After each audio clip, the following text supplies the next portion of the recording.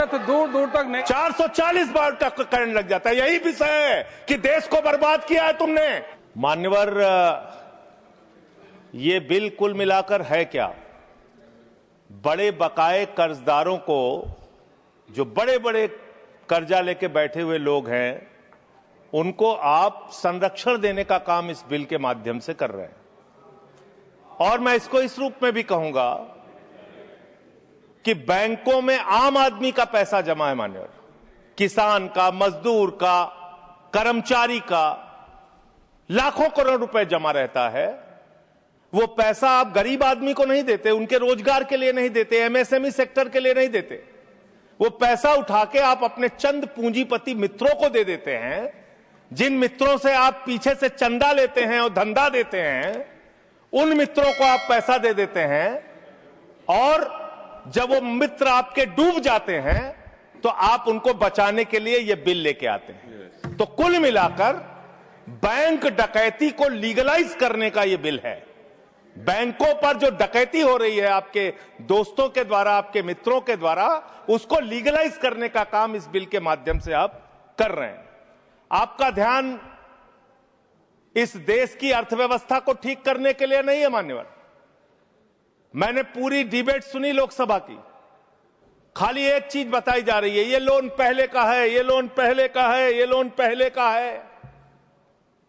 लेकिन मैं आपसे पूछना चाहता हूं, जब आपकी सरकार बनी तो आप तो कह रहे थे हमारी 56 छुरी वाली सरकार है, हम एक एक आदमी से डंडा मार मार के वसूली करेंगे, सबसे पैसा लेंगे, कोई भागने नहीं पाएगा।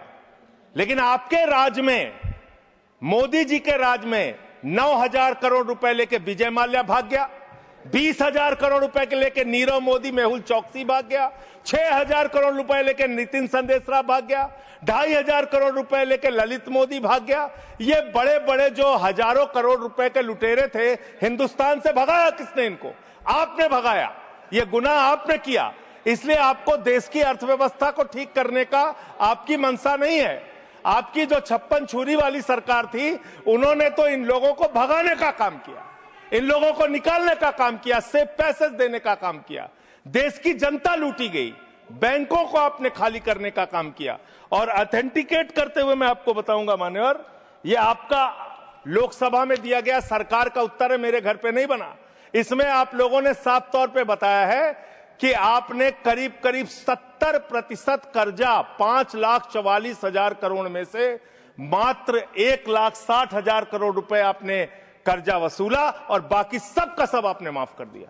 ये तो बड़ी अच्छी स्कीम है आपकी, बहुत अच्छी स्कीम है। यही स्कीम आप किसानों के लिए लाइए, यही स्कीम आप मजदूरों के लिए लाइए, रेहड़ी पटरी वालों के लिए लाइए, छात्रों के लिए लाइए, छोटे दुकानदारों के लिए लाइए। और कहिए कि अगर 1 लाख रुपए किसी किसान का बाकी रहेगा, 30,000 रुपए दे दे, उसका बाकी कर्जा माफ। कहिए कि अगर 1 करोड़ रुपए किसी दुकानदार का, छोटे व्यापारी का माफ रहेगा, बकाया रहेगा, उससे 30 लाख रुपए लेके 70 लाख रुपए माफ। क्योंकि यही काम तो किया है आपने।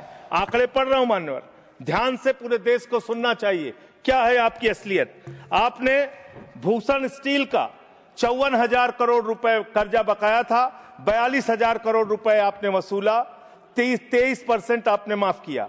एसआर का, भूषण स्टील का 57,000 करोड़ रुपए बकाया था, 35,000 करोड़ वसूला, 38% आपने माफ किया। 8,000 करोड़ रुपए ज्योति स्ट्रक्चर्स का बकाया था, 55% आपने माफ किया। 91,000 करोड़ जीएचएफएल का बकाया था, 60% आपने माफ किया। भूषण पावर का 48,000 करोड़ रुपए बकाया था, 19,000 करोड़ रुपए वसूला, 60% माफ किया। इलेक्ट्रो स्टील्स का 14,000 करोड़ रुपए बकाया था, 5,000 करोड़ रुपए लिया, 62% आपने माफ किया। मोनेट इस्पात का 11,500 करोड़ रुपए बकाया था, 2,800 करोड़ रुपए वसूला, 75% कर्जा आपने माफ किया। एमटेक का 13,500 करोड़ रुपए बकाया था, 2,700 करोड़ रुपए वसूला, 80% आपने माफ किया। आलोक इंडस्ट्रीज का 30,000 करोड़ रुपए बकाया था, 5,000 करोड़ रुपए वसूला, 83% आपने माफ किया। लैंको इंफ्रा का 47,000 करोड़ रुपए बकाया था, 5,300 करोड़ रुपए आपने वसूला, 88% कर्जा आपने माफ किया। वीडियोकॉन का 46,000 करोड़ रुपए बकाया था, 2,900 करोड़ रुपए वसूला, 94% कर्जा आपने माफ किया। एबीसी शिपयार्ड का 22,000 करोड़ रुपए बकाया था, 12,000 करोड़ रुपए वसूला, 95% आपने माफ किया। आपने श्रीवास्तव इंडस्ट्रीज का 4800 करोड़ रुपए बकाया था, 320 करोड़ रुपए आपने वसूला, 95% कर्जा आपने माफ किया। मान्यवर, अभी हमारे मित्र पूछ रहे थे हेयर कट क्या है, हेयर कट क्या है, हेयर कट क्या है। हेयर कट का तो मतलब था मामूली सी छूट देनी है, ज्यादा वसूलना है। आपने तो पूरा गर्दन कट कर दिया, पूरा गर्दन कट, यानी कि बड़ा हिस्सा कर्जे का माफ कर दिया और मामूली हिस्सा कर्जे का आपने वसूला। और अगर मैं आपसे ये कहूं कि इसमें आपने रिश्वतखोरी की, भ्रष्टाचार किया, चंदा लेके धंधा दिया, आपने एक ही खाली कंपनी का नाम लूंगा, भूषण स्टील का, जो टाटा को गई, 1500 करोड़ रुपए का चंदा भारतीय जनता पार्टी को टाटा से इलेक्टोरल बॉन्ड और बाकी चीजों के नाम पे आपको मिले हैं। आप पैसा ले लेके इन लोगों का बड़ा बड़ा कर्जा माफ करवा रहे हो, रिश्वत ले लेके इन लोगों का बड़ा बड़ा कर्जा आप माफ करवा रहे हो। आपका ध्यान देश की अर्थव्यवस्था ठीक करने में नहीं है, पूंजीपतियों को खाली हर तरह से फायदा पहुंचाने में है। एक गाना था मान्यवर, तू जहां जहां चलेगा मेरा साया साथ होगा। मोदी जी की हालत यही है। मोदी जी गाना बनाए हैं, मैं जहां जहां चलूंगा अडानी का ठेका साथ होगा। ये क्या है? ये क्या है? बांग्लादेश की यात्रा किया 2015 में, अडानी को ठेका मिल गया। श्रीलंका की यात्रा की 2021 में, अडानी को वहां ठेका मिल गया। तंजानिया की यात्रा की 2023 में, अडानी को वहां ठेका मिल गया। केन्या की यात्रा की 2023 में, अडानी को वहां ठेका मिल गया। नेपाल की यात्रा की 2023 में, अडानी को वहां ठेका मिल गया। मलेशिया में 2017 में यात्रा की, अडानी को वहां ठेका मिल गया।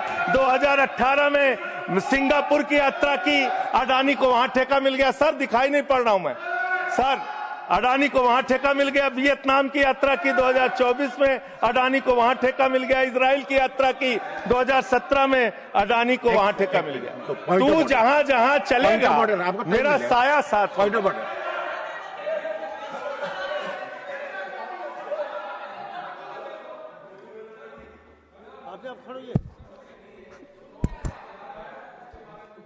कोई भी रिलेवेंट नहीं है।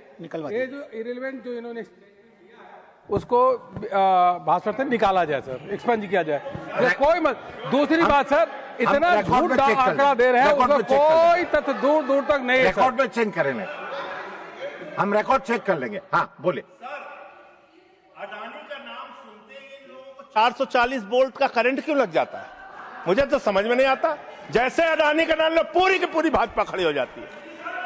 440 वोल्ट का करंट लग जाता है। यही विषय है कि देश को बर्बाद किया है तुमने, कर्जा दे दे के अपने दोस्तों को भगाया है। अब बिल पे आपका ध्यान बड़े बड़े पूंजीपतियों से। मान्यवर मेरा समय जा रहा है, मान्यवर मेरा समय जा रहा है, मुझे बोलने दीजिए। मान्यवर आपका दिमाग, हम चेक कर लेंगे। आपका दिमाग बड़े बकायेदारों से कर्ज वसूलने में नहीं है। अगर होता तो ये हजारों करोड़ के जो बकायेदार, इनके पासपोर्ट जब्त करो ना। संजय सिंह के तो पासपोर्ट आपने जब्त किए हैं, एक एक सांसद के पासपोर्ट आपने जब्त किए हैं। इन डकैतों के पासपोर्ट क्यों नहीं जब्त किया आपने? इन डकैतों के पासपोर्ट क्यों नहीं जब्त किया आपने? नहीं जब्त किए। आपका दिमाग क्या है? यूट्यूबर पकड़ना है, न्यूज वाले को पकड़ना है, 4 PM संजय शर्मा का बंद करना है, राजीव निगम का फेसबुक बंद करना है, मुकेश मोहन पे मुकदमा करना है। खाली आपको अपने विरोधियों का गला घोटने के अलावा दिन रात कोई काम नहीं है। खाली आपको अपने चंद पूंजीपतियों को फायदा पहुंचाना है। देश की जनता भाड़ में जाए, कोई मतलब नहीं आपको। नोटबंदी करके आपने देश की अर्थव्यवस्था को बर्बाद किया। आपने एक अपने पूंजीपति दोस्त को हिंदुस्तान की सारी संपत्ति देके देश को बर्बाद किया। आप सिर्फ देश को लूटने वाले लोग हो। आप देश को लूटने का और भ्रष्टाचार करने का और उनसे चंदा लेकर धंधा देने का काम कर रहे हैं। मान्यवर, इस बिल का मैं पूरी तरीके से विरोध करता हूं। अंतिम बात कहकर खत्म करूंगा। मान्यवर, NCLT की बड़ी चर्चा हुई। एनसीएलटी में मान्यवर आप समाप्त 30, कीजिए। बस खत्म कर रहा हूं, सबको आपने ज्यादा टाइम दिया, मुझे भी 1 आध मिनट दे दीजिए सर। एनसीएलटी में 30,000 केस पेंडिंग है सर, और 270 दिनों में एनसीएलटी को केस का निराकरण करना होता है। एनसीएलटी तो भ्रष्टाचार का गढ़ बन गया है, उनके पास ऊपर से फोन जाता है नेताओं का, इसका इतना माफ कर दो, उसका उतना माफ कर दो। ये अंतिम वाक्य चीफ जस्टिस का मैं बोल के अपनी बात खत्म करूंगा। 48,000 करोड़ रुपए अनिल अंबानी का बकाया था, 430 करोड़ रुपए में सेटलमेंट हो गया। तो सूर्यकांत जी चीफ जस्टिस जी ने कहा, उन्होंने कहा that the insolvency process had become mockery। ये भारत के मुख्य न्यायाधीश का बयान है इंसॉल्वेंसी के बारे में, जिस तरीके से आप लूटखोरी कर रहे हैं। बहुत बहुत धन्यवाद। श्रीमान Ayodhya Ramireddy Alla. Thank you sir.